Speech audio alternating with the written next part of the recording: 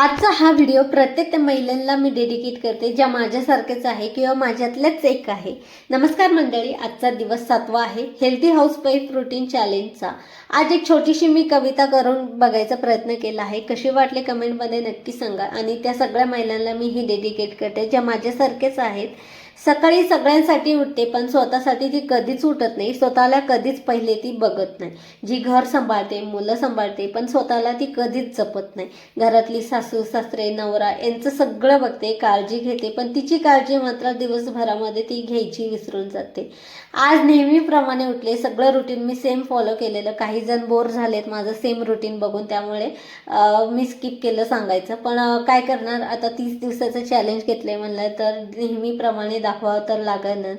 तर आज मी जेवणामध्ये कढी भात बनवला होता, पण त्याआधी माझं एक कोर्स बुक मी ऑर्डर केलं होतं, ते रिसीव झालेलं. आणि त्यानंतर ना आज मी भरपूर दिवसानंतर शिलाई मशीनवर बसले होते. जशी आणली तशी काही मी बसले नव्हते मशीनवरती. आज पहिल्यांदा शिलाई मारून बघितली आणि परफेक्ट जमलेली. आज माझा भाऊ आला होता, त्याच्यासाठी मस्तपैकी गरमागरम चहा केलेला. आणि आज माझ्या कार्टूनचा डान्स होता, सो त्याला मी तयार करून दिलेला आणि डान्सला पुढे पाठवलं. त्यानंतर आम्ही गेलेलो, पण आम्ही जाईपर्यंत त्याचा डान्स होऊन गेलेला होता. माझ्या भावाने व्हिडिओ काढला होता आमच्यासाठी. त्यानंतर घरी आलं, पनीरची भाजी बनवली.